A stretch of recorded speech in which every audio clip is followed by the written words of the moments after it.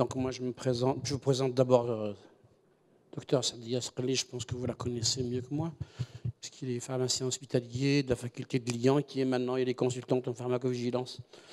Moi je suis pharmacien d'officine en France et puis j'ai surtout une spécialisation en éducation thérapeutique du patient et surtout en diabète et beaucoup plus d'expérience dans les diabète et VIH et hépatite.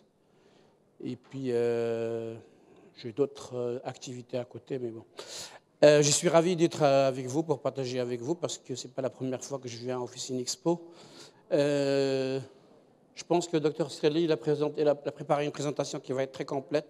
Donc moi, je vais prendre 10 minutes, un quart d'heure, juste pour vous parler sur les nouvelles missions qu'ont maintenant les pharmaciens d'officine en France. Donc en plus de la vaccination, des TROD, des distributions de kits de dépistage cancer colorectal. Bientôt, on va avoir la vaccination de l'adulte et on va devenir prescripteur de vaccination quand il est incomplète chez le patient. Donc on peut prescrire un DT polio ou une coqueluche à partir, je pense, que du mois de juin. Et l'une des missions maintenant que vient d'avoir le pharmacien d'officine en France, c'est l'accompagnement de toute femme enceinte qui aura droit à une prise en charge lors d'un entretien à tout moment de la grossesse, pendant un quart d'heure, 20 minutes, avec des messages très simples à lui transmettre. S'il y a un message à transmettre à la femme enceinte, c'est surtout quelles sont les analyses biologiques ou les surveillances qu'elle doit avoir avant, et surtout quelles sont les erreurs à éviter, surtout l'automédication sans la consultation d'un médecin ou d'un pharmacien. Moi, je vais survoler ça et je vais parler un petit peu de vaccination, On va parler de quoi? On va parler de la vaccination principalement grippe et Covid, des sérologies que la femme enceinte doit faire, des examens biologiques à faire avant, mais je vais les survoler parce que ça c'est plutôt le côté suivi grossesse gynécologue. Et puis on va parler un petit peu de certains médicaments et grossesse, sachant que le message de base c'est que la femme enceinte, à partir du moment où elle constate qu'elle est enceinte, je pense que le pharmacien doit faire au moins un historique de ce qu'il a pris avant pour voir est-ce qu'il y a eu un contact avec une substance ou un médicament qui peut avoir une influence sur le développement. Alors, les entretiens pharmaceutiques, ils ont des objectifs, c'est d'expliquer à la femme enceinte l'importance qu'il faut qu'il y ait un suivi régulier pour elle et pour le bébé et pourquoi pas pour le couple, mais ce suivi, il est pluridisciplinaire. Il n'est pas que du gynécologue ou que du médecin, parce qu'une infirmière aussi, vous allez voir son importance quand il y aura un diabète gestationnel. Un gynécologue, c'est important le suivi. Le médecin traitant, c'est quand il y a des pathologies aiguës qui vont se développer pendant la grossesse. Les entretiens individuels, on essaye de les avoir de plus en plus en couple parce que pour pas que ce soit que la femme qui porte, parce que déjà elle le porte dans son corps, mais qu'elle le porte que dans toute la vie, parce que le compagnon ou l'époux doit accompagner son épouse pendant cette période-là, parce qu'il y a une composante psychogène qui peut jouer aussi sur le développement fœtal plus tard, ou même dans ce qu'on appelle les dépressions postpartum, quand elle n'est pas très accompagnée. Insister surtout, ça c'est le rôle du pharmacien, c'est-à-dire que c'est pas parce que ce qui est banal, un complément alimentaire, une crème, un produit de publicité, un conseil, parce que c'est surtout, quand on a des amis, on parle, moi pendant ma grossesse j'avais ça et j'ai fait ça, et ça a marché, et ça peut provoquer des dégâts chez l'autre. Donc moi je dis que toute grossesse est particulière, et donc le suivi d'une grossesse, il doit être individualisé et particulier. Toutes les femmes ne vivent pas les mêmes grossesses d'ailleurs. Quand une femme fait 3 enfants, elle ne vit jamais la même grossesse. Donc, si la même femme fait 3 enfants, ne fait pas jamais la même grossesse, pourquoi vous voulez que des femmes différentes n'aient pas différentes grossesses? Donc, chaque grossesse doit être prise en charge d'une manière particulière et adaptée à la patiente. Prendre le compte du niveau socioculturel et le mode de vie ainsi que les croyances du patient. Parce que moi, dans mon exercice, j'ai une population turque, une population maghrébine, une population du Sahel, et la prise en charge n'est pas la même. Donc, les femmes du Sahel, il y aura d'autres femmes beaucoup plus entourées. Les Turcs, c'est une autre manière de suivre la grossesse. Est-ce que c'est la première grossesse? Est-ce que c'est une grossesse? Est-ce que c'est un garçon? Est-ce que c'est une fille? Donc, lors de l'entretien, il faut aller explorer les représentations de la patiente ou du couple pour savoir comment on essaie de protéger la patiente à l'avenir, quoi. Tenir compte des situations de précarité. Ben, vous savez bien qu'en France, c'est des immigrés. Ben, comme c'est des immigrés, ce n'est pas des gens. Il y a ceux qui travaillent, il y a ceux qui ont un niveau social important. Donc, ils vont avoir accès à un médecin ou une clinique ou tout ce qui est acheter, les besoins. Pendant la grossesse, pour le bébé, ça va être plus facile. Et d'autres, donc, il faut tenir compte de cette insécurité psychosociale ou familiale. Est-ce qu'ils habitent dans une cité, dans une maison?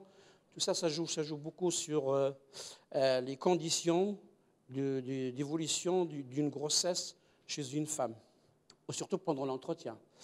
Alors, la vaccination, je pense Dr Sreli va en parler. Moi, je voudrais vous donner juste des messages sur toutes les vaccinations. La NSM, je vous ai donné un document. La NSM, elle a fait un document très important sur grossesse et femmes enceintes et la taux de vaccination. Donc, grosso modo, vous devez savoir que la vaccination contre la grippe, la Covid et la coqueluche ne sont pas contre-indiquées. Ça, on peut le faire à tout moment. OK ? Après, la majorité des vaccins qui sont atténués aux vivants, enfin, majorité doivent être évolués, mais la plupart, les qui sont atténués aux vivants, sont contre-indiqués. D'accord ? À chaque fois que vous verrez que c'est un vaccin atténué aux vivants, c'est contre-indication absolue, on passe. Globalement, hormis les 3 que je vous ai dit tout à l'heure, il vaudrait mieux éviter ou reporter la vaccination après l'accouchement. Rapidement, les sérologies que normalement, alors je ne sais pas si ça se fait ici, mais toutes les sérologies pour préparer, ça doit commencer même avant la grossesse, dès qu'on décide une conception, eh ben, on doit faire une sérologie rubéole, hépatite B, C, toxoplasmose, syphilis, VIH et varicelle. Bon, parce qu'il y a certains qu'on peut plus tard, parce que la varicelle, on ne peut plus vacciner, on peut gérer le VIH, la rubéole, c'est fini, on ne peut plus vacciner. Les hépatites, c'est en fonction du bénéfice-risque pour la mère et l'enfant, et au cas, est-ce qu'on fait ou on ne fait pas. Mais ça, c'est le gynécologue ou le médecin qui décide. Analyse de la compatibilité photomaternelle, ça c'est quand une mère est réseuse plus. Voilà. Donc, qu'est-ce qu'on fait avant? Donc, à titre préventif, il doit être réalisé avant la conception. On vérifie est-ce que la compatibilité entre la mère, mais parfois on peut vérifier aussi la compatibilité entre les époux. Et ça, quand on cherche ça, c'est parce que parfois on se rend compte qu'il y aura de plus en plus de maladies génétiques, donc qui vont donner des enfants plutôt, qui vont développer d'autres pathologies qu'on ne connaît pas, qu'on connaît maintenant.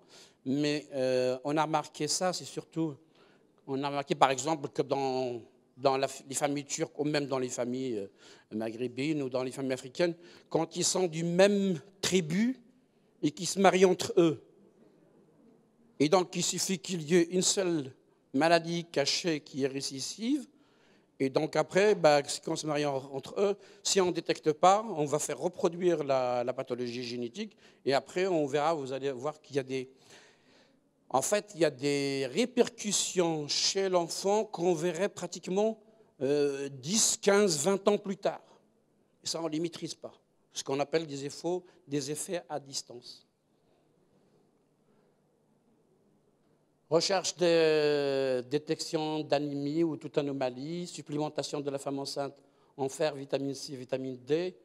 Bon, réduisement pour injecter, mais surtout dans le Maghreb, le Mali du Sahel, ce qui est important, c'est le suivi du diabète gestationnel, parce que le diabète gestationnel, sont devenus, comme je vous ai dit, c'est des femmes turques et maghrébines, donc ce sont de la Méditerranée, portugaise, espagnole, toute la Méditerranée, le diabète gestationnel. Nous, on a une recrudescence énorme, on a de plus en plus de difficultés parce qu'on a de moins en moins de diabétos, donc le suivi est de plus en plus difficile. Heureusement qu'on a des infirmières qui font toute l'éducation sur l'autosurveillance, ils ont une prise en charge diététique, mais sinon, on n'a plus de... Avant, on hospitalisait, mais même à l'hôpital maintenant, on a de moins en moins de prise en charge. On essaie de traiter par ce qu'on appelle une HAD, une hospitalisation à domicile. Donc, elle reçoit une diététique à la maison qui va lui expliquer, et puis elle a une infirmière qui met en place l'autosurveillance et tout ça. Mais le diabète gestationnel est très important. Bon, ben, là, j'ai expliqué juste que la prévalence, même au Maroc, je n'ai pas réussi à avoir de prévalence du diabète gestationnel. On dit que c'est entre 5 et 20%. Mais par contre, ce qui est quand même inquiétant, c'est que 7 à 25% des femmes accouchent d'un bébé macrosome. Et un bébé macrosome, c'est un futur diabétique ou un futur obèse. D'accord? Si on ne le surveille pas entre 1 et, je dirais, allez, et 5 ans, il faut faire attention à l'alimentation. C'est des bébés qui ont des complications, des hyperlaxies, des articulations, de l'épaule, qui font des fractures facilement. Donc, bon, ça c'est juste l'épreuve qu'il faut faire pour voir si on a un diabète et la surveillance à suivre. Est-ce qu'on met sur insuline? On met ça, vous le trouverez sur l'American Society of Diabetes. Les bonnes recommandations pour les pharmaciens, ça c'est très important. Au cours de toute délivrance d'ordonnance ou à l'occasion d'entretiens pharmaceutiques, on doit sensibiliser la patiente, de lui donner le seul message, c'est de lui dire, non, même une tisane, c'est pas banal. Parce qu'il y a alors quand on prend une tisane de fleurs d'oranger, de tilleul, mais par exemple, il y a des tisanes qui sont contractantes. Si on prend par exemple la badiane ou d'autres, qui vont agir sur les muscles lisses. Et puis après, on va se retrouver avec des déclenchements ou des contractions, comme c'est à la couche, quoi. Donc, le message à donner qu'on donne aux femmes enceintes, pas de médication ou d'automédication, soit une consultation d'un médecin ou consulter le pharmacien pour lui dire. La deuxième, ce qui est maintenant, et ce qui est de plus en plus de toute façon, c'est ce qui se fait de plus, c'est qu'on essaye de diminuer les prescriptions au maximum possible chez la femme enceinte. C'est-à-dire à chaque fois qu'elle va en consultation, eh ben avant, on va donner surtout beaucoup plus de conseils d'hygiène que de dire, on demande la constipation, on va faire attention, on ne donnera jamais tout de suite, ou par exemple les anti-H2, quand elle a des reflux, on ne donnera jamais de médicaments tout de suite. Le médicament ne sera donné que par le prescripteur, parce qu'il va évaluer même le risque, parce que même au niveau responsabilité, si on fait un conseil et que ça déclenche autre chose, la responsabilité, c'est celui qui prescrit et celui qui délivre en même temps. Donc, quand j'ai une femme enceinte, je vais donner d'abord des conseils hygiéniques. Après, il y a des conseils qui sont très sécurisés, comme je vous avais dit, dans l'anxiété, on va dire le tuel. Il y a maintenant des conseils qui sont déjà codifiés pour privilégier surtout la sécurité du bébé et de la femme, mais pas le confort de la femme. Par exemple, dans les nasovomissements, si je peux les gérer par de l'Ipica ou par de l'homéopathie ou par autre chose, c'est mieux pour moi que de donner du Vogalib tout de suite. C'est un neuroleptique. Donc je ne sais pas ce que ça induit dans 15 ans. Avant de juste, oui, mais je pense qu'elle va vous en parler. C'est-à-dire, si à chaque fois que vous délivrez chez vous, ça c'est un outil très important, vous avez une femme enceinte, vous allez sur le portail CRAT, là, vous tapez le CRAT, vous rentrez la molécule, vous faites OK, il va vous dire vous délivrez ou pas. C'est un site internet qui est tenu à jour tout le temps. Donc, il indique, et pour l'allaitement, est-ce qu'elle peut allaiter, ou est-ce que le CRAT, C-R-A-T, mais elle va vous donner, je pense qu'elle va vous donner, vous tapez juste C-R-A-T, le CRAT, et vous allez avoir toutes les informations sur n'importe quel médicament. Alors, à adopter pour tout pharmacien, si à chaque fois qu'une patiente vient et qu'il a été en contact avec toute substance, ou même non médicamenteuse, ou même une crème, ou même le plus banal possible, quand il y a une grossesse et que le pharmacien il a un doute, eh ben, un centre de pharmacovigilance, c'est la première chose, parce qu'eux, ils ont les dernières données. Comme ils récoltent les dernières données, toutes les déclarations, donc c'est les premiers qui peuvent être vous fournir la première attitude à adopter.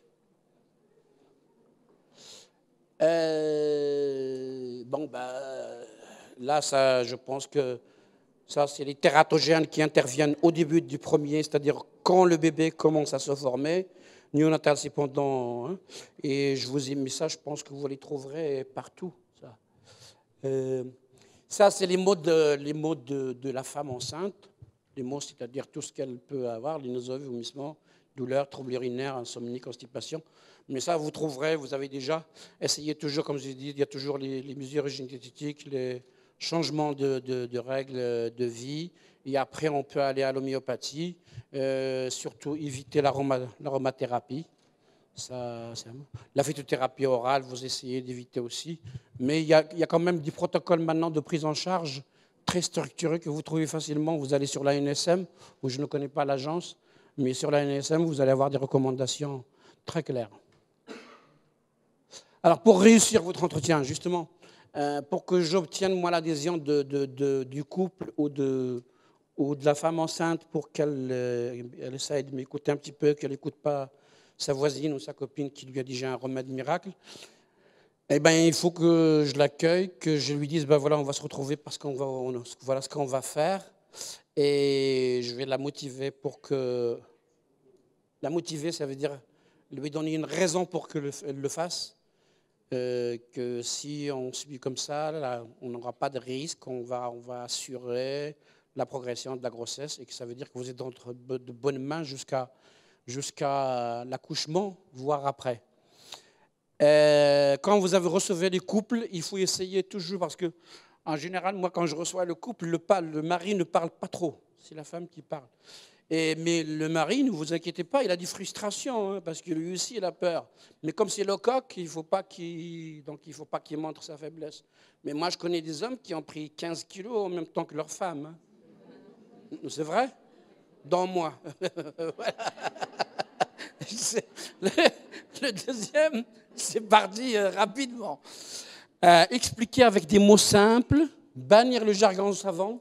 C'est-à-dire, il ne faut pas lui dire vous êtes en train de faire un diabète gestationnel, votre bébé va être macrosome, attention à l'hypertension gravidique, tout ça. Simple. Vous avez envie de vomir, vous allez aux toilettes, vous ne dormez pas, vous avez de l'anxiété, vous n'arrivez pas à marcher, vous avez les hanches bloquées. Simple, comme ça, elle exprime. Après, si vous avez une femme cortiquée, ben, il faut y aller avec elle avec les mêmes mots. Et surtout, adopter une attitude sécurisante. C'est-à-dire les rassurer, parce que les parents, en général, surtout quand c'est le premier, et ben, ils sont comme ça, hein, qu'est-ce que ça va donner. Donc il faut surtout les rassurer, leur dire, ben, voilà, il y a des professionnels de santé, il n'y a pas de souci, n'hésitez pas à revenir me voir. À chaque fois qu'il y a des questions, vous revenez, et s'il y a quelque chose, ben, vous appelez, et puis ça se passera bien. Et puis ce n'est pas fini, parce que ce n'est pas parce que vous accouchez que c'est fini, parce qu'après il y a les nuits, l'insomnie, les douleurs de l'allaitement, c'est pas fini, donc et puis c'est tout. Eh ben, je vous remercie. On va laisser Sadia continuer et après on verra pour les questions. Je suis extrêmement ravie et honorée d'être parmi vous aujourd'hui et de voir une salle comble, ce qui démontre de votre intérêt particulier pour ce sujet. Parmi tant de sujets intéressants qui ont lieu en parallèle en ce moment ou après, lors de cet incroyable événement et qui nous réunit tous. Voilà, donc merci pour votre présence. Je remercie Mimoun aussi de m'avoir donné la parole et je prends le relais par rapport donc, au versant aussi pharmacien d'officine, mais cette fois-ci, versant où vous êtes un acteur de soins, où vous allez intervenir auprès de vos patientes enceintes et vous verrez d'autres types de patientes, profils de patientes. Voilà, donc comme je l'ai dit au départ, cet atelier, c'est un atelier qui est interactif, donc je vous invite tous à vous connecter sur slido.com, donc c'est slido.com, sur votre moteur de recherche Google, c'est très simple, vous tapez slido.com, avec votre connexion 4G, malheureusement, on n'a pas de Wi-Fi en -1, mais c'est une réclamation qu'on va faire pour nos prochains ateliers, Inch'Allah. Mais heureusement qu'il y a le 4G, parce que vous allez vous connecter et vous allez mettre, insérer votre code grossesse 2023 en majuscule ou en minuscule, les deux fonctionnent.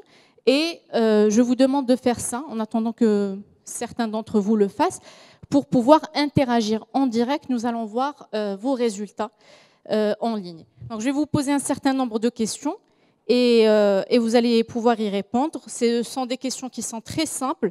Il n'y a pas de questions pièges, bien entendu, et elles sont tout à fait anonymes. Donc, vous avez le loisir de répondre ce que vous voulez. Vous avez totale liberté d'expression, aussi d'innover dans les réponses. Alors, si vous êtes connectés, je vous ai déjà posé, pour ceux qui sont en train de répondre, je vous ai déjà posé une question en ligne. Donc, c'est bon, vous arrivez à vous connecter, je peux basculer d'écran. Donc, c'est slido.com. Et une fois que vous êtes sur la page Slido, vous insérez le code grossesse 2023 sans hashtag, parce que le hashtag, il est intégré dedans. Donc voilà, je vais basculer sur l'autre écran pour pouvoir interagir avec vous. Alors, ma première question, c'était en lien avec quel est votre état d'esprit aujourd'hui. Donc, toutes les questions sont, toutes les réponses sont plutôt favorables. J'ai plutôt ça va, bien je suppose, heureuse, serein, curieuse, positive. Alors, il y a un perdu parmi nous, en bonne forme, motivé, bien. Donc, j'espère qu'on va le récupérer à la fin de la session. Et je vais profiter pour vous poser la deuxième question. Ce sont des questions pour vous familiariser un petit peu avec l'outil. Donc, la deuxième question est posée déjà sur votre écran. Quel est votre niveau de motivation pour entamer cet atelier? Donc, vous avez des smileys, et vous avez donc un score à choisir. C'est un score qui est entre 1 et 5. 1. Merci beaucoup.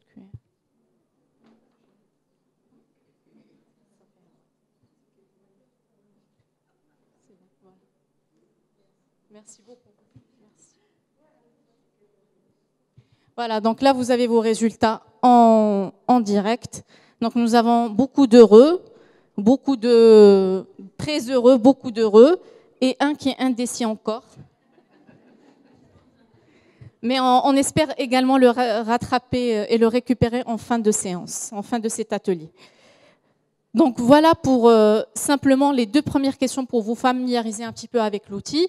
Alors sachez qu'effectivement, la grossesse pose énormément de questions. Donc énormément de questions, énormément d'interrogations. Et ces interrogations, je les ai un petit peu regroupées lors de cet atelier en 4 thématiques. Donc nous allons revoir ensemble l'étendue un petit peu de la problématique des médicaments et grossesse. Nous allons voir comment il est nécessaire d'évaluer la sécurité des médicaments chez la femme enceinte, quels sont les outils pratiques qui vont vous être utiles au quotidien, et puis un petit peu d'ouverture d'esprit pour voir un petit peu ce qui se fait en initiative et toutes les mises à jour. Alors l'étendue de la problématique, je vais vous poser une troisième question Slido. Et donc cette question-là est en lien avec les premiers mots qui vous viennent à l'esprit par rapport à la problématique médicaments et grossesse. En tout cas, alors les premiers mots qui vous viennent à l'esprit, et donc là on a une majorité de votes pour tératogène.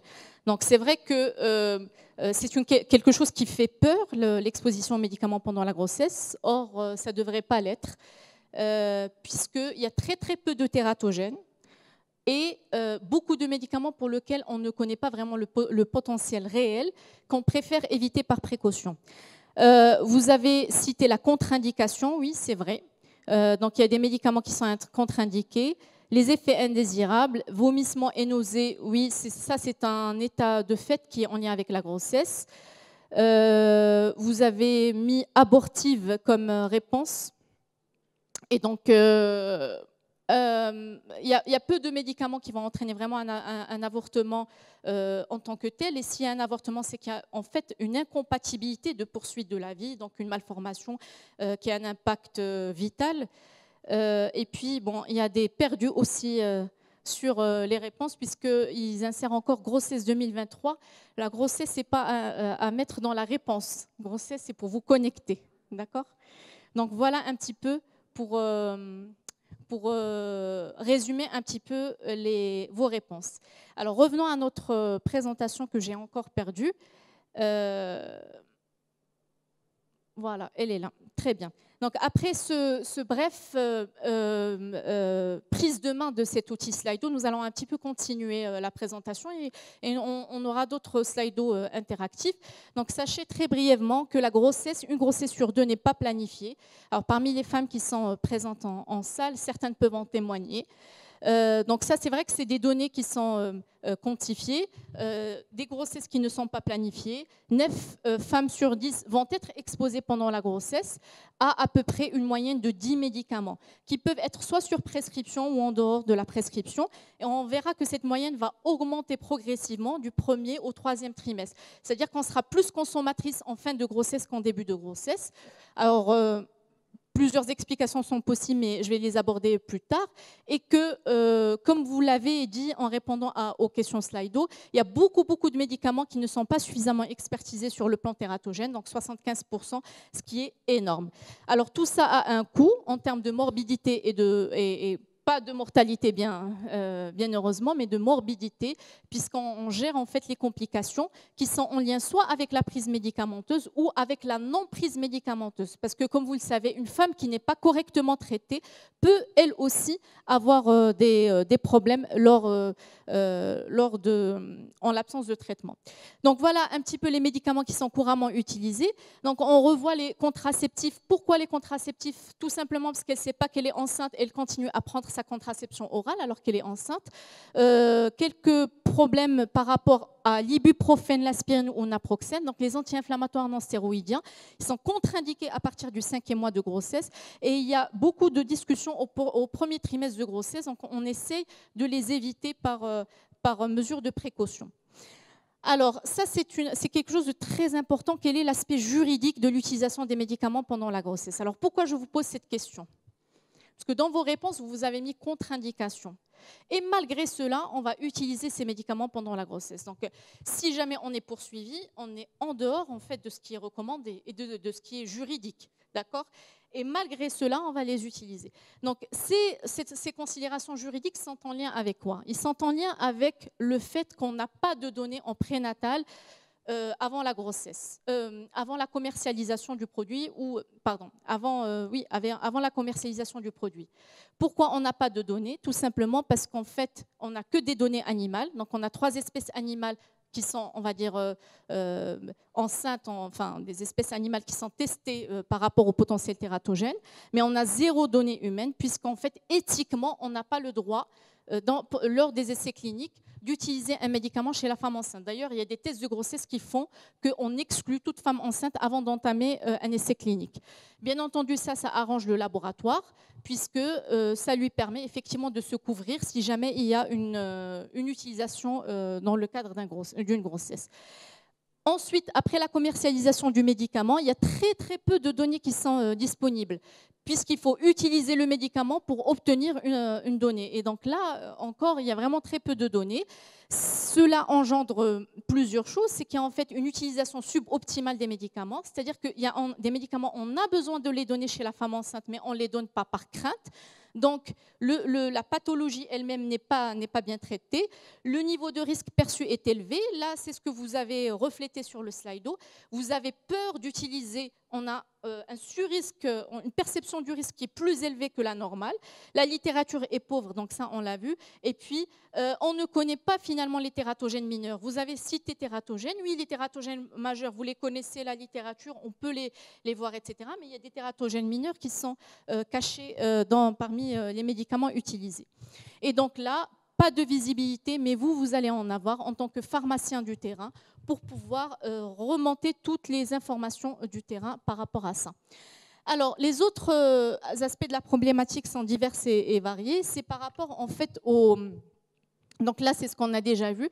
Sachez qu'il y a des changements pharmacocinétiques chez la femme enceinte, bien sûr par rapport à l'augmentation de l'eau extracorporelle, etc., sans rentrer dans les détails. Donc les médicaments, ils sont utilisés et testés chez un humain qui a une pharmacocinétique normale, mais non testés chez la femme enceinte. Donc tout ça va poser question. On a également l'impact d'une pathologie non correctement traitée. Mon collègue l'a cité, le diabète gestationnel. Vous ne traitez pas une patiente diabétique, le diabète fera plus de mal que la metformine ou autres médicaments qu'on va pouvoir donner. Il y a une part très importante de génétique, et je l'aborderai par la suite. Et il y a cette notion aussi à voir, que je vais aborder tout de suite, c'est la période de risque. Alors, cette période de risque, toute la grossesse n'est pas exposée au même risque. Alors, il y a un continuum de risques, c'est-à-dire qu'on va jongler entre les risques pendant la grossesse. Alors, tout d'abord, je vais vous poser une question, donc slide 4 et 5, par rapport à l'évaluation de la sécurité de grossesse. Alors, quels sont les impacts possibles des médicaments durant la grossesse ?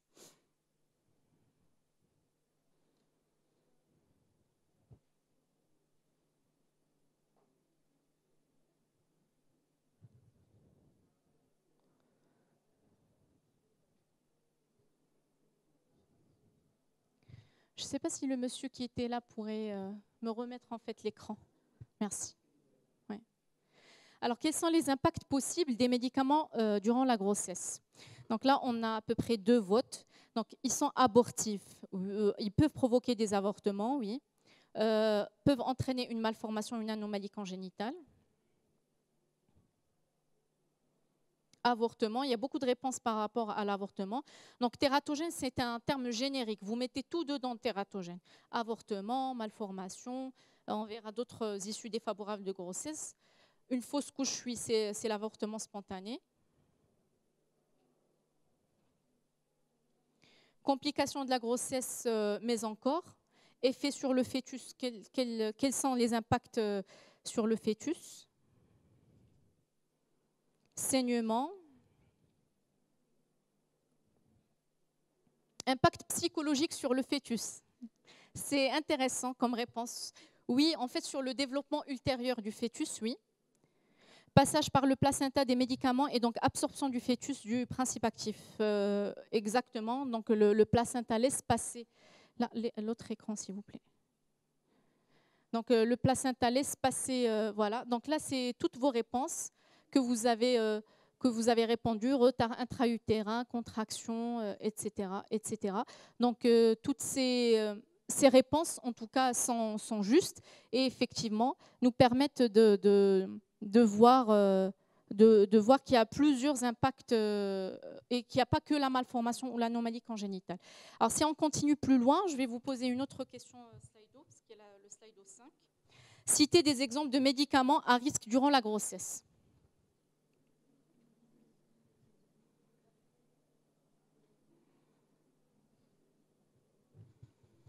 Les anti-inflammatoires non stéroïdiens, d'accord. L'isotrétinoïne, excellent. Alors les antibiotiques, pas tous, hein. Il y en a certains qui sont problématiques. Les tétracyclines, oui, ils sont problématiques. Le lithium, excellent, oui. Alors c'est vrai que c'est très peu utilisé, mais oui, des anomalies cardiaques au lithium.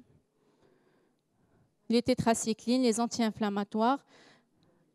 Les anticancéreux, oui. La dépakine, excellent. Antiépileptique.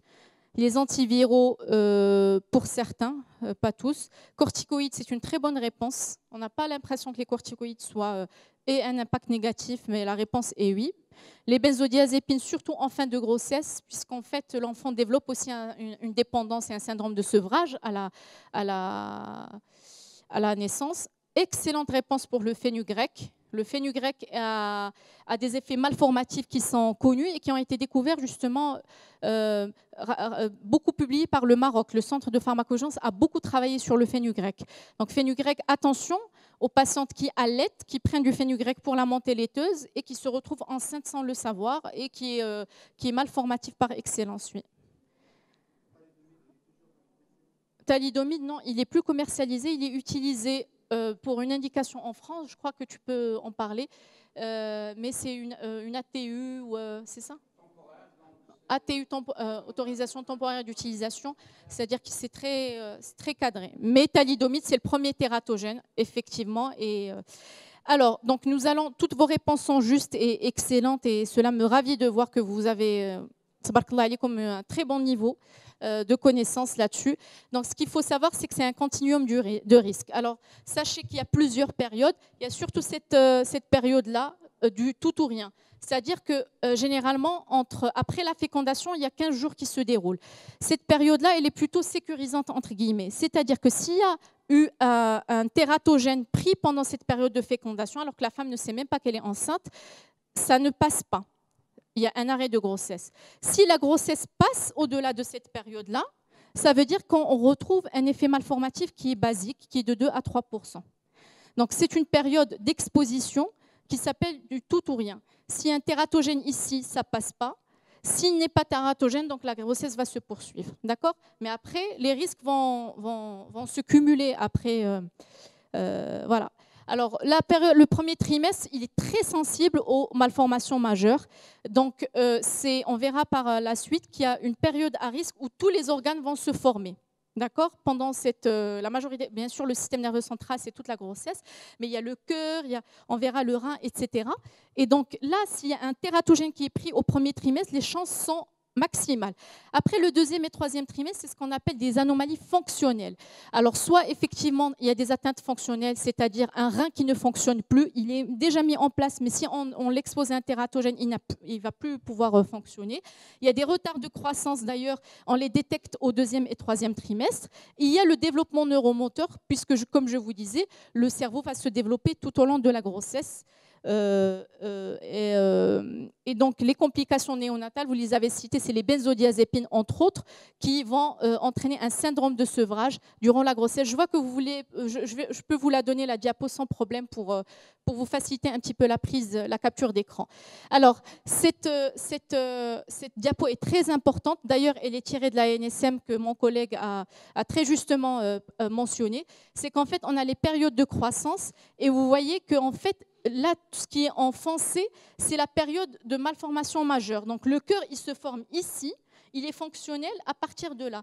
Donc, s'il y a un tératogène qu'on connaît cardiaque et qui est pris pendant cette période-là, il y a de fortes chances qu'il y ait une anomalie cardiaque.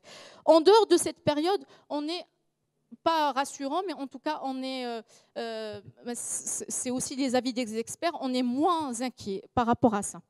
Alors, les issues, vous les avez à peu près toutes citées. Vous avez différents. Le médicament, il n'entraîne pas que la malformation. Il peut entraîner. Alors, on parle plutôt d'anomalie que de malformation. Malformation, c'est physique. Anomalie congénitale, elle inclut également le fonctionnel. Par exemple, une insuffisance rénale, c'est une anomalie congénitale. Donc, l'avortement, le retard de croissance, tout ça, ça inclut le médicament. Mais l'effet suspecté, il est suspecté et non prouvé. Pourquoi l'effet est suspecté d'un médicament et non prouvé ? Parce que tout simplement, toute grossesse a un risque de base. Que vous preniez 0 médicament ou beaucoup de médicaments, il y a toujours un risque de 2 à 5% d'avoir, on dit de 2 à 3% ou de 2 à 5% selon les référentiels, d'avoir une anomalie congénitale. C'est-à-dire 2 enfants sur 100 vont avoir une anomalie congénitale majeure. Ça, c'est systématique. Parce que ces anomalies congénitales vont avoir différentes causes. Elles vont avoir principalement une cause génétique. Donc, tout enfant qui a une anomalie congénitale, ce n'est pas forcément le médicament. Il ne représente que 1%, il explique que 1% de 100 malformations. Vous avez une malformation qui peut être expliquée par le médicament et 25 jusqu'à 50% par la génétique. C'est pour ça qu'il faut une collaboration étroite avec le généticien. Quand on voit une anomalie congénitale, ce n'est pas forcément le médicament, c'est 1%. C'est un médicament sur 100 causes possibles. Donc ça, c'est très important à relativiser, puisque c'est rassurant pour le médicament, mais ça demande aussi de l'expertise et de la réflexion pour dire non, ce n'est pas forcément le médicament, c'est peut-être une autre cause. On va d'abord exclure les autres causes. Alors, je passe au slide 6. Vous, en tant que pharmacien d'officine, vous avez une patiente enceinte qui prend des médicaments et qui se présente dans votre officine. Je vous demande d'inscrire vos réponses. Alors, qu'est-ce que vous recueillez comme information ?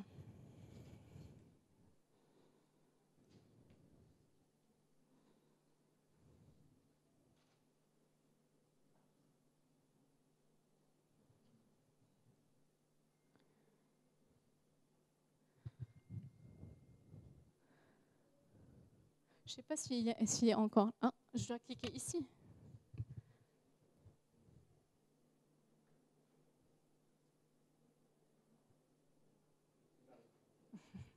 Restez ici, s'il vous plaît. C'est mieux. Alors, je vais lire les réponses en attendant. Donc, quelles sont les données nécessaires à recueillir chez une femme enceinte exposée aux médicaments? Donc, le traitement chronique, si elle prend un traitement chronique, oui. Il faut toujours poser cette question-là. Ses antécédents, excellente réponse. Est-ce qu'elle a déjà eu des antécédents d'avortement? Est-ce qu'elle a ses enfants qui sont nés, est-ce qu'ils sont en bonne santé? D'accord? Parce que s'il y a un antécédent d'anomalie congénitale. D'accord. D'accord. D'accord.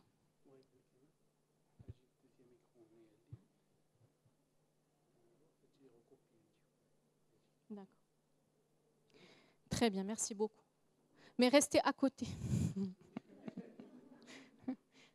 Les femmes, on est perdues, très vite perdues. Alors, donc, si elle est diabétique, hypertendue, si elle a une maladie chronique, ça c'est vrai. Donc, état de santé, c'est très important de savoir, parce que vous voyez qu'il y a des pathologies qui peuvent entraîner des anomalies congénitales plus que les médicaments en eux-mêmes. Quel trimestre de grossesse? Excellente question. Vous avez vu que les risques au premier trimestre ne sont pas comme les risques en fin de grossesse. La période de grossesse, maladie chronique. Quels médicaments sont déjà pris en automédication? Donc ça, vous avez un rôle essentiel à avoir, à recueillir là-dessus. Les allergies, et effectivement, médicamenteuses. Donc ça fait partie de l'historique et de l'entretien pharmaceutique. Automédication, consultez votre médecin. Oui, vous pouvez lui dire de consulter votre médecin aussi, mais essayez de recueillir un maximum de données et évaluer avec elle. Inoxité ou toxicité du produit, ça, vous allez recueillir ces données à partir des outils que je vais vous donner. Mais en tout cas, dernière aménorrhée très bien pour pouvoir dater la grossesse, parce que les grossesses sont des fois très approximatives en termes d'âge gestationnel, pathologie préexistante. Voilà, donc toutes ces réponses sont correctes. Et donc, voilà, donc c'est l'entretien pharmaceutique que vous allez mener et qui va vous permettre de recueillir des informations, surtout avec l'automédication, la gestationnelle, dater la grossesse, etc. Alors, quels sont les outils d'information qui sont adaptés à, à la pratique? Donc là, je vais passer... quelles sont vos difficultés pour évaluer la sécurité des médicaments durant la grossesse? C'est la question 7 de Slido.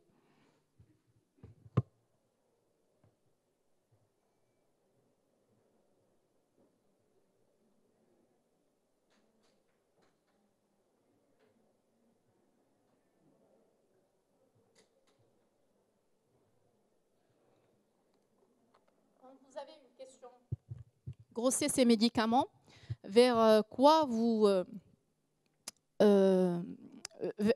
vers quelle référence en fait vous consultez?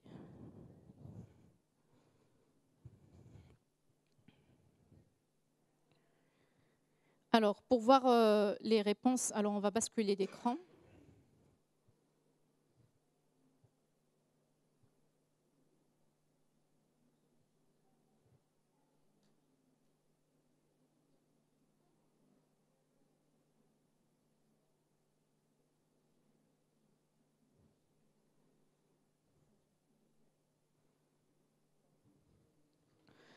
Donc, il y a 4 participants ou plus qui sont en train de participer, qui sont en train de noter des réponses. Les autres, je vous vois tous sur votre écran. Peut-être qu'ils attendent la réponse des autres pour pouvoir répondre.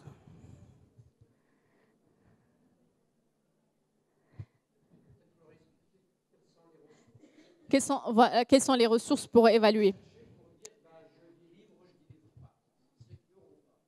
C'est vrai, la question elle est mal formulée. Quelles sont plutôt vos ressources et vers quoi vous allez ou vous repliez pour évaluer l'innocuité d'un médicament? Quand vous êtes devant une femme enceinte, quand vous avez une question, est-ce que je peux prendre ou pas prendre? Quand vous avez par exemple une femme enceinte qui vient de vous dire ah, j'ai un problème avec mon enfant, soit qui est nourrisson ou autre, peut-être que c'est en lien avec un médicament que j'ai pris, etc.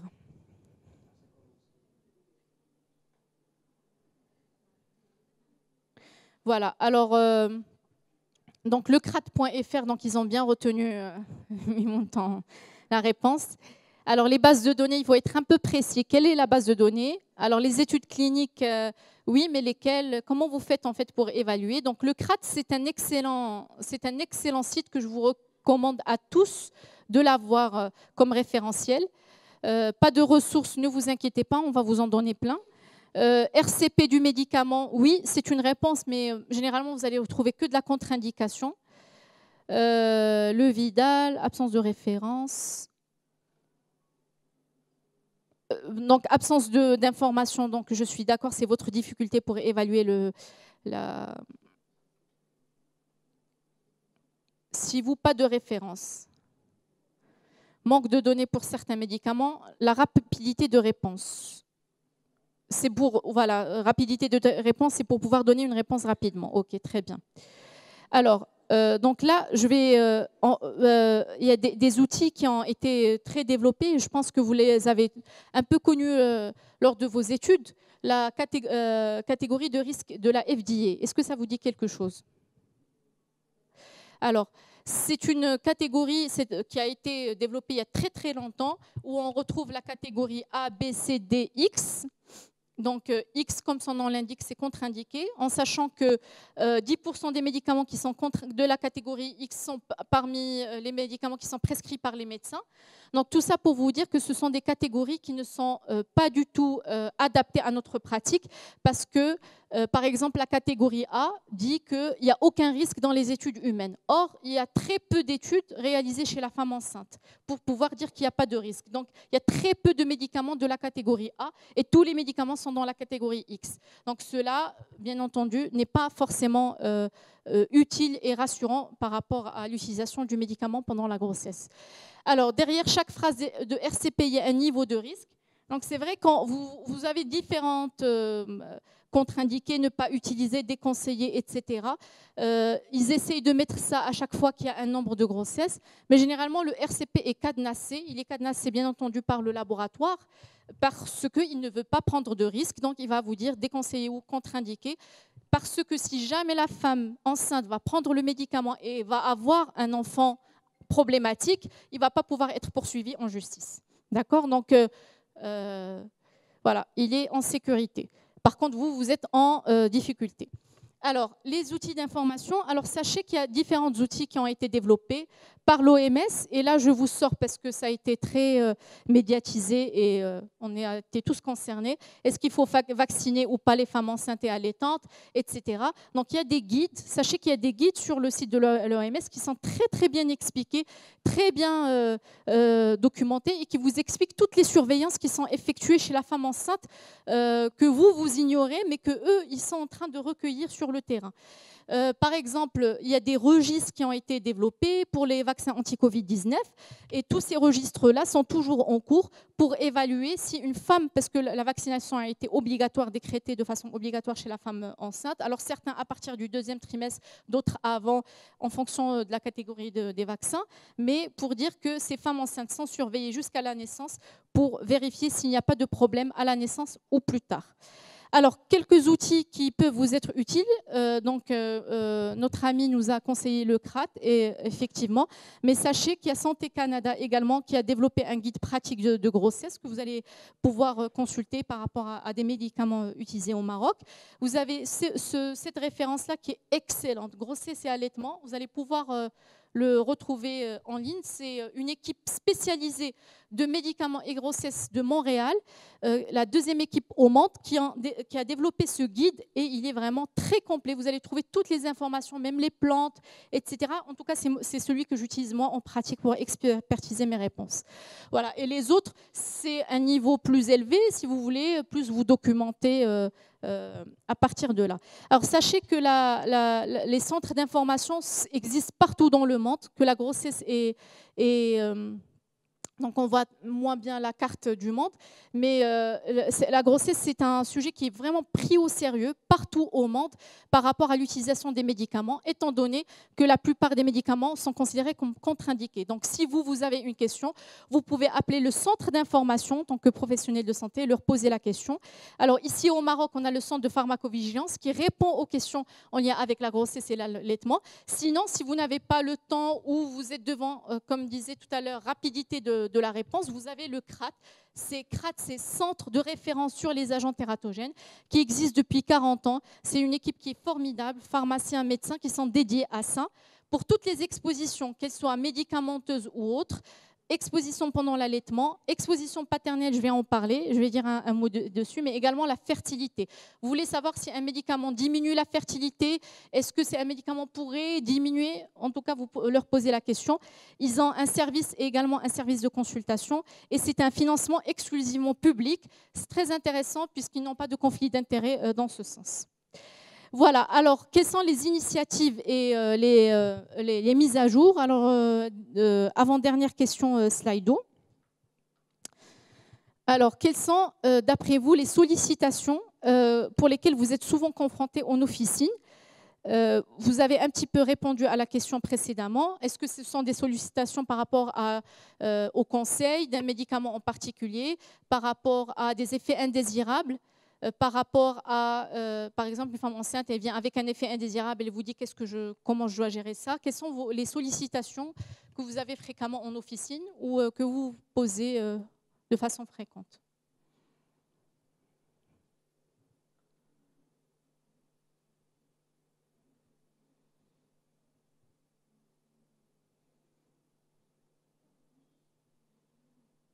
Je me fais un petit.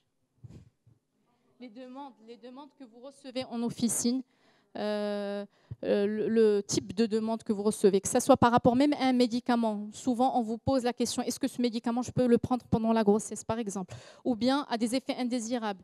La patiente, elle a pris un médicament, elle a un effet indésirable. C'est un type de sollicitation qu'on vous sollicite.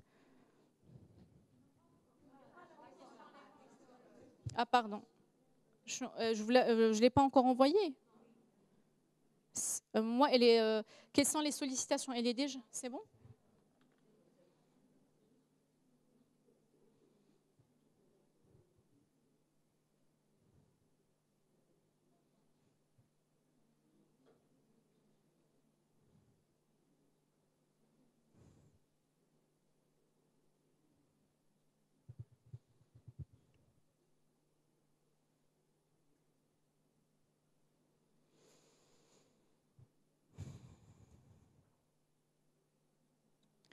Alors, je vais vous lire les réponses en direct, vu que j'ai encore des soucis.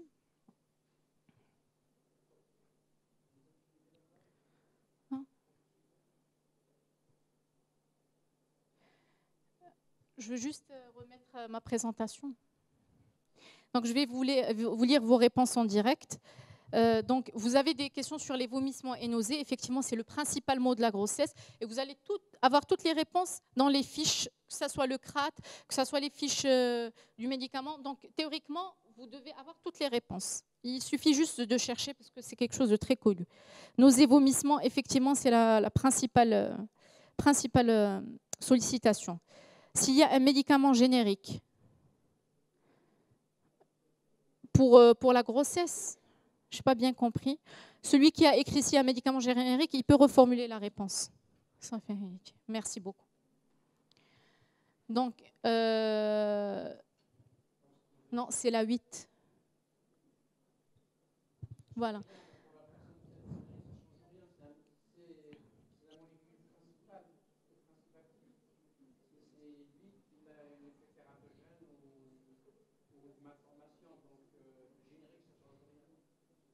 Hormis, si vous voulez, qu'on descende plus bas et évoquer le l'excipient. Mais en général, c'est du lactose.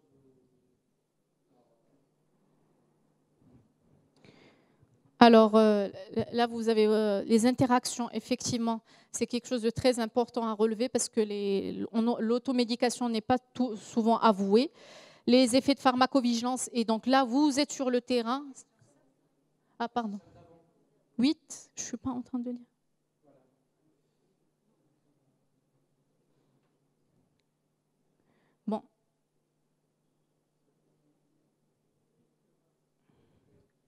Bref. Alors, c'est pas grave, on a bientôt terminé. Alors, vous avez la cystite, l'infection urinaire également, c'est un sujet qui est très bien développé. L'infection urinaire, c'est fréquent également. L'anorexie. L'anorexie, c'est par rapport aux nausées, je crois. C'est ça ce que vous voulez dire aussi? Oui. Pouvoir prendre tel ou tel médicament, donc on vous a donné quelques outils. La femme épileptique, est-ce qu'elle peut continuer son traitement chronique? Il faut réadresser bien entendu avec le médecin, mais à vous de faire le suivi. Mais vous devez avoir une culture aussi sur les antiépileptiques qui sont tératogènes. Fatigue, anémie, douleur. En tout cas, ce sont des mots qui sont bien documentés et donc vous allez les conseils. Donc vous allez pouvoir retrouver toutes ces réponses soit sur le CRAT, soit sur le livre que je vous ai donné ou l'autre guide de Santé Canada. Donc voilà pour les sollicitations qui sont finalement fréquentes. Alors vous en avez cité quelques-unes. C'est très bien, donc que ce soit des sollicitations en lien avec la grossesse. Je n'ai pas eu de questions sur l'allaitement, mais sachez que l'allaitement et grossesse sont souvent liés. C'est vrai que la thématique d'aujourd'hui, c'était grossesse et allaitement, mais on a préféré se concentrer sur la grossesse parce qu'il y a tellement de choses à dire. On laissera l'allaitement, Inch'Allah, l'année prochaine. Inch'Allah. Alors, les événements indésirables aussi. Une patiente qui vient vous voir, elle a par exemple, tous les événements indésirables chez la femme enceinte peuvent se retrouver chez la femme enceinte, mais de façon plus acutisée, puisqu'il y a des modifications pharmacocinétiques. Mais sachez qu'il y a également de plus en plus d'interrogations sur la fertilité. Je ne sais pas si vous en avez en officine, la fertilité, sur l'exposition paternelle, d'accord ? Des médicaments pris par le père ou des toxiques pris par le père qui peuvent impacter en fait une grossesse en cours ou bien impacter la fertilité et le développement ultérieur d'un enfant. D'accord ? Alors on a des problèmes de plus en plus d'autisme, etc. Et on se pose la question sur des prises médicamenteuses durant la grossesse. Alors la première question que l'on se pose, comment la santé d'un homme peut impacter la grossesse? Il y a énormément de publications de plus en plus là-dessus. Pourquoi? Parce qu'il y a un lien entre les infections virales et l'issue négative de grossesse. Donc c'est le virus Zika, c'est le cas d'autres virus qui sont de plus en plus documentés. Donc sachez qu'il y a une voie de recherche là-dessus. Les maladies auto-immunes ou les maladies rhumatismales, les cancers, peuvent impacter la spermatogenèse et donc du coup impacter une issue de grossesse. La consommation de médicaments, donc je vais vous en parler juste après, et donc sachez qu'il y a beaucoup de médicaments qui sont pris par le père dans les 3 à 6 mois avant la conception qui vont impacter la spermatogenèse et qui peuvent impacter la grossesse, soit en impactant donc, le sperme, le matériel génétique, soit en passant dans le sperme et en étant absorbé par la muqueuse vaginale et donc passer dans le sang. Et donc ça vous paraît un peu illusoire, mais il y a de plus en plus de publications là-dessus. Donc voilà, c'est juste pour vous dire qu'il y a un certain nombre de médicaments qui sont en cours, d'où les corticoïdes par exemple, surtout les anticancéreux, on va trouver des données sur les anticancéreux, mais beaucoup de publications sur Internet sur l'exposition paternelle. C'est simplement pour vous alerter et vous faire poser la question sur une exposition paternelle. Bien sûr, les expositions paternelles sont également traitées par le Centre de référence sur les agents tératogènes. Donc on a fait une belle publicité pour le CRAT aujourd'hui, mais il y a également d'autres Mother to Baby, qui est un site canadien qui traite également l'utilisation paternelle, par exemple de méthotrexate dans le cadre antirhumatismal ou anticancéreux ou autre. Voilà. Je termine sur cette slide qui est le QI de l'intelligence artificielle. C'est une slide que j'ai prise ce matin. Pour vous dire que l'intelligence artificielle, je ne sais pas si ça vous interpelle ou pas, mais il y a énormément de choses qui sont faites dessus. Là, il y a un article qui va être publié en avril 2023 par l'équipe lyonnaise et grenobloise, Pierrick Bedouche et Florence Ronchamp, sur l'utilisation de l'intelligence artificielle sur les soins en pharmacie clinique. Vous êtes tous des pharmaciens cliniciens, vu que vous êtes tous officinales, donc pour moi, c'est systématique. Et par contre, on se pose la question d'utiliser cette intelligence artificielle pour l'utilisation des médicaments pendant la grossesse. Je laisse la question ouverte, moi aussi, je n'ai pas la réponse. Et on passe directement à la conclusion. Donc, ce qui est connu et ce que vous savez d'après toutes vos réponses, c'est que les médicaments posent de nombreuses problématiques pendant la grossesse. Ce qui nécessite d'être acquis par vous aujourd'hui ou ailleurs, c'est qu'il faut effectivement mettre à jour ses connaissances, il faut collaborer. Et donc, il y a des centres d'information comme le CRAT, il y a également le centre de pharmacovigilance. On a un excellent centre de pharmacovigilance au Maroc, le centre qui se trouve à Rabat. Les contacts sont en ligne, qu'il faut effectivement avoir des données de bonne qualité, être alerte sur le potentiel tératogène d'un médicament. Possible, il y a toujours des alternatives, on peut toujours optimiser le suivi d'une patiente enceinte. Même si elle a pris un médicament à risque tératogène, il faut pouvoir la suivre, cette patiente, et qu'elle ne soit pas perdue de vue. Et puis, on est de plus en plus en train de parler de la sécurisation du couple parent et non pas mère, parent, enfant. Et je termine donc sur qu'est-ce qui vous manque sur la dernière question Slido, pour vous laisser en fait... que retenez-vous de cet atelier et qu'est-ce qui vous manque plutôt à aborder pour, Inch'Allah, les prochaines sessions à venir. Donc, c'est à vous de répondre et de nous donner vos impressions. Donc, alors, je vais vous lire les réponses. Donc, que retenez-vous? Donc, vous avez découvert un nouvel outil qui est le CRAT. Donc, nous sommes heureux pour vous. Qu'il y a parents bébés, oui, ça c'est vrai. Qu'il y a... Donc, qu'il faut se fier à des ressources qui sont fiables. Voilà. Donc, c'est très bien. Impact du sperme, oui, impact de l'exposition paternelle, le CRAT, référentiel, parents, le CRAT, les sites, ne pas être trop hésitant.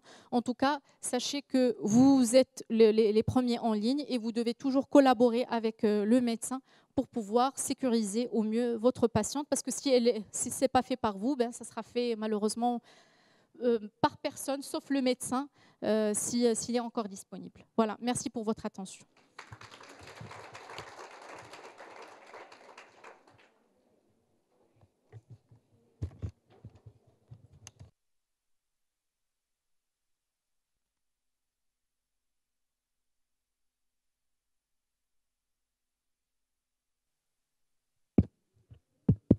Indépendamment de la prise, je dirais que le médicament, il ne va représenter même pas 1%. Mais ce sont les habitudes de vie, les modes de vie qui vont impacter, c'est-à-dire les nouvelles générations. Ça, c'est la première chose. La deuxième chose, c'est qu'on a commencé à avoir beaucoup plus de pathologies, soit neurologiques, soit fonctionnelles, comme l'autisme, qui commence à augmenter. Mais sachez que l'autisme, il va avoir plusieurs degrés. Il y a celui celui qui est complètement isolé de l'espace, mais on va avoir de plus en plus des ingénieurs, des médecins, et qui sont autistes. Donc, ils auront des capacités dans leur domaine qui vont être cognitivement bien structurées, mais dès que vous le sortez de le domaine là, vous récupérez un problème. Soit émotionnellement, soit même dans son comportement social, soit plutôt c'est quelque chose qui va se déclencher plus tard, c'est-à-dire une pathologie psychique qui va être au début jusqu'à, je sais pas, jusqu'à 40 ans, il va être bien, et puis il y a un petit événement qui arrive, et puis après ça sera la décadence. Donc s'il y a des questions. Pardon, il y a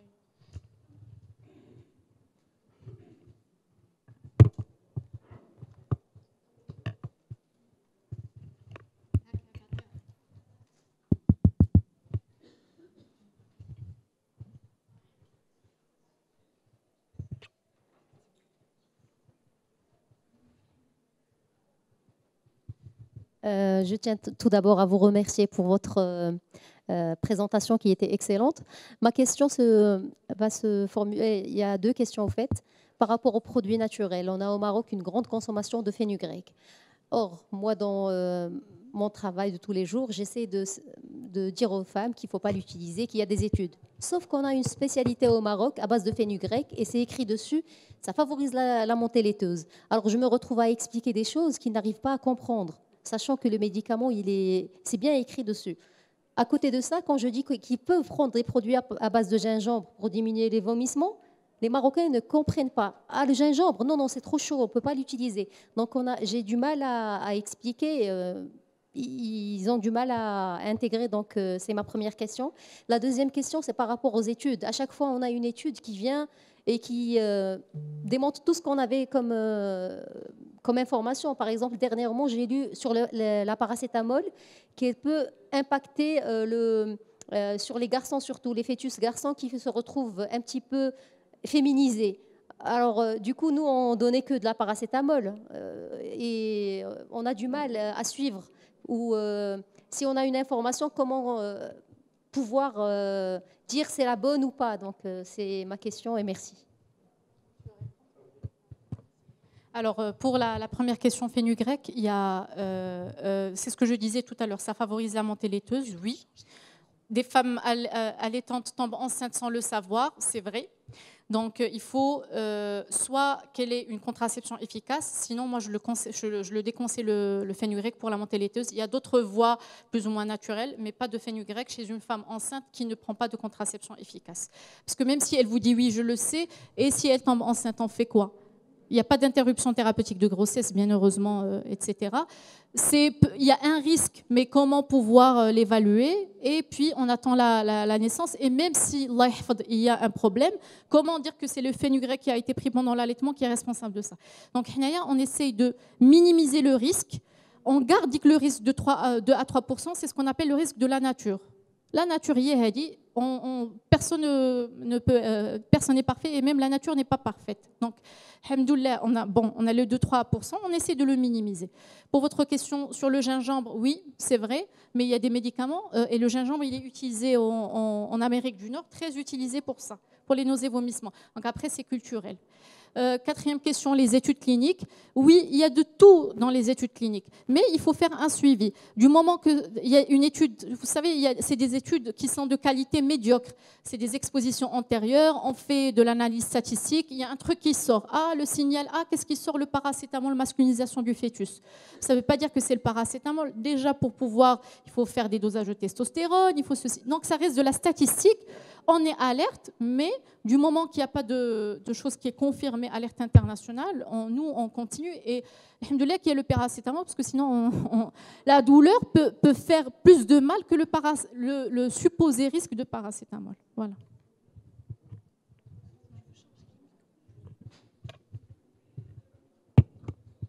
Merci madame, merci docteur Fridi.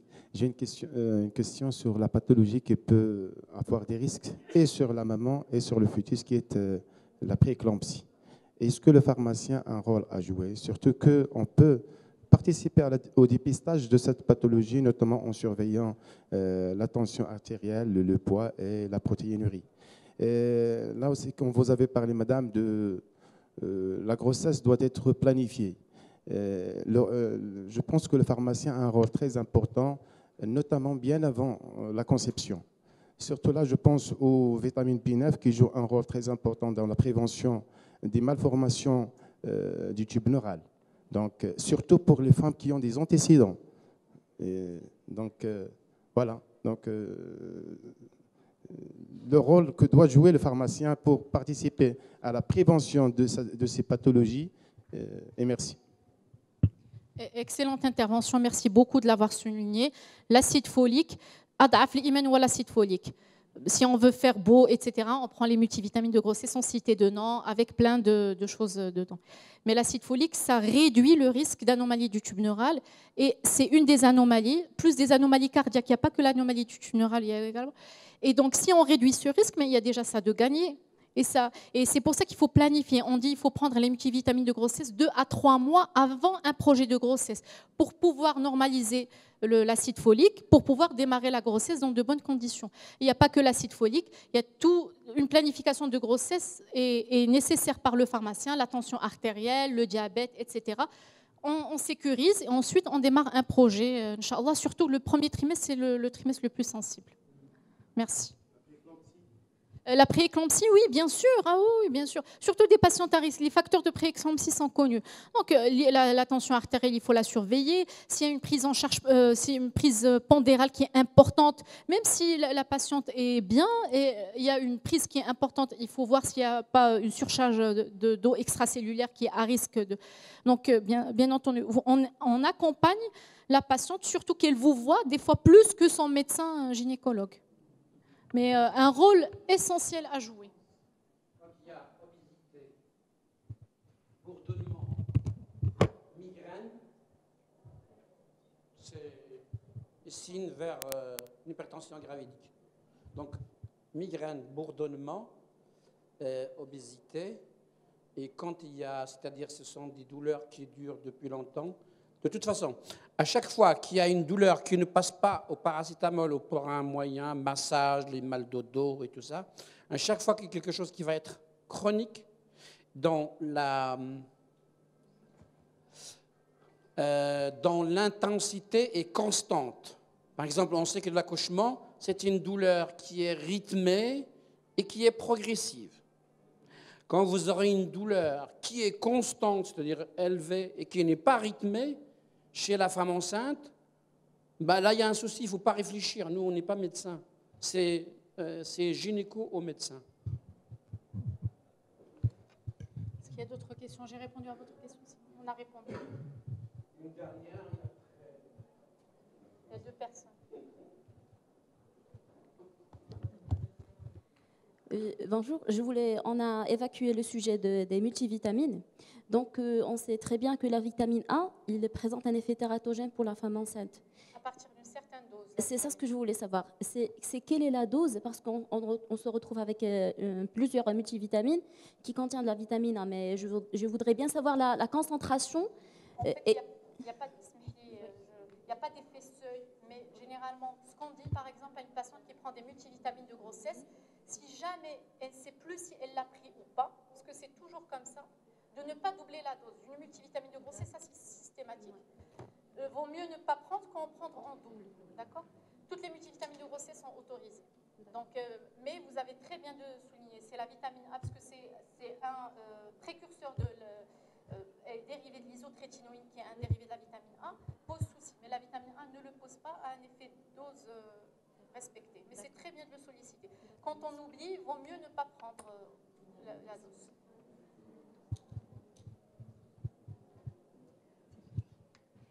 Ma question est la suivante.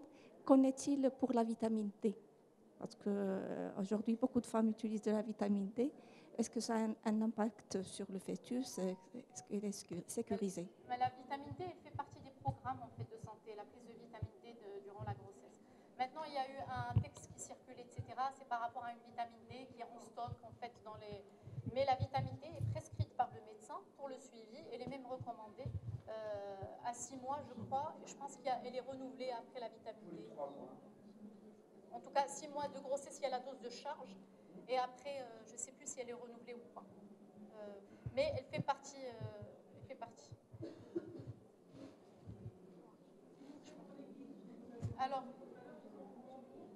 Alors, le guide grossesse et allaitement, je pense qu'il peut être procuré au Maroc, celui du Canada. Il peut être procuré celui que j'utilise, il peut être procuré au Maroc. Si vous avez des difficultés, vous me le faites savoir. Et juste avant de terminer, j'ai oublié de vous projeter ça. Sachez qu'il y a un cours interpays pour tous les pays africains, en tout cas francophones, de pharmacovigilance. Ils abordent également la tératovigilance. Si vous voulez approfondir, c'est pour les pharmaciens d'officine et autres. Il n'y a pas forcément que... Si vous voulez approfondir vos connaissances, c'est une excellente formation qui est très intuitive. Il y a même un PV game, un jeu, etc. C'est le Rabat Collaborating Center, c'est le centre collaborateur de l'OMS pour la pharmacovigilance. Et vous avez donc les dates de modules. Si vous êtes intéressé, n'hésitez pas à venir vers moi. Ou sinon, vous prenez toutes les informations. Vous avez le site internet et l'adresse mail. Mais moi, pour l'animer, sincèrement, c'est une meilleure formation en Afrique. On a beaucoup de pays africains qui participent. Et Libanais, en tout cas toute la zone Emro également, beaucoup de pays francophones qui participent. Et voilà, excellent. Et c'est en ligne. Donc, vous n'êtes pas obligé de vous déplacer. Vous pouvez suivre tous les cours en ligne avec beaucoup d'interactivité. Voilà, merci pour votre attention.